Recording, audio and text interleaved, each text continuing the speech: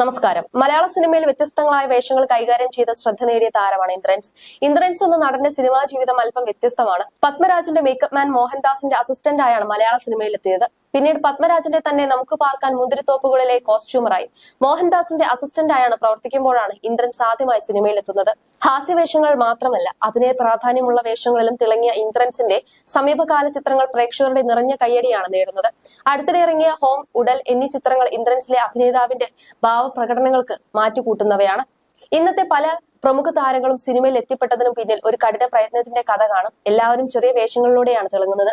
1981 പുറത്തിറങ്ങിയ ചൂത്താട്ടമാണ് ഇന്ദ്രൻസിന്റെ ആദ്യ ചിത്രം. തുടർന്ന് ദൂരദർശന്റെ മലയാളം സീരിയലുകളിൽ അവസരം ലഭിച്ചു. സിബി മലയിലിന്റെ മലയോഗത്തിലൂടെയാണ് ഇന്ദ്രൻസിന്റെ ജീവിതം തെളിഞ്ഞത്. ആ ചിത്രം പുറത്തിറങ്ങിയതോടെ നല്ലൊരു ഹാസ്യതാരം എന്ന പേര് ഇന്ദ്രൻസിന് വീണു. പിന്നീട് താരത്തിനെ തേടി കൈ നിറയെ ചിത്രങ്ങൾ എത്തിയിരുന്നു.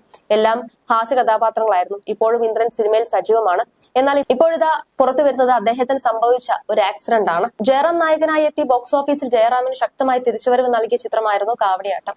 അനിയൻ സംവിധാനം ചെയ്ത സിനിമയിൽ ജഗതി ശ്രീകുമാർ, സിദ്ദിഖ്, സുചിത്ര, സിന്ധുജ, കൽപ്പന എന്നിവരായിരുന്നു മറ്റ് പ്രധാന കഥാപാത്രങ്ങൾ അവതരിപ്പിച്ചത്. ഇപ്പോഴും പലരുടെയും ഹിറ്റ് ലിസ്റ്റിൽ ഇടം പിടിച്ച ചിത്രം കൂടിയാണിത്. ഇപ്പോഴത്തെ ഒരു യൂട്യൂബ് ചാനൽ നൽകിയ അഭിമുഖത്തിൽ സംവിധായകൻ അനിയൻ പറഞ്ഞ വാക്കുകളാണ് വൈറലാകുന്നത്. ഒരു രംഗത്തിന്റെ ചിത്രീകരണത്തിന്റെ ജയറാമിന്റെ ചവിട്ടുകൊണ്ട ഇന്ദ്രൻസ് ഇപ്പോഴും വേദന അനുഭവിക്കുന്നുണ്ടെന്നാണ് അദ്ദേഹം പറയുന്നത്. അമ്പിളിച്ചേട്ടൻ ഇന്ദ്രൻസിന്റെ ചായക്കടയിൽ വന്നിരിക്കുന്ന സീനുണ്ട്. ആ സമയം ജയറാം ഓടി വരും. തൂക്കിയിട്ടിരുന്ന കുലയിൽ നിന്നും ഒരു പഴം എടുത്തു തിന്നും. ഇന്ദ്രൻസ് എന്തോ ചോദിക്കുമ്പോൾ ജയറാം ചവിട്ടുന്നതാണ് സീൻ.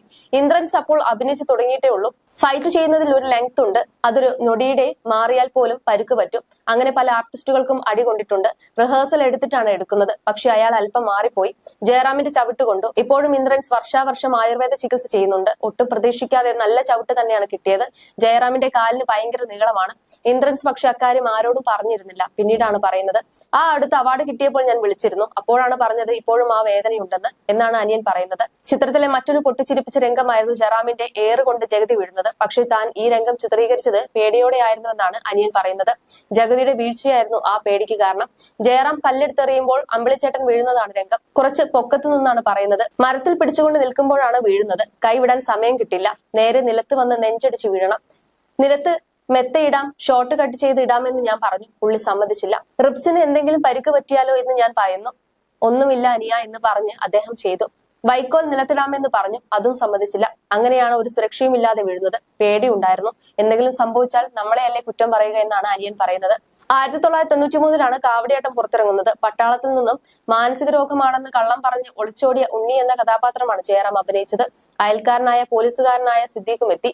ഉണ്ണിയുടെ കൂട്ടുകാരന്റെ വേഷത്തിലായിരുന്നു ജഗതി എത്തിയത്.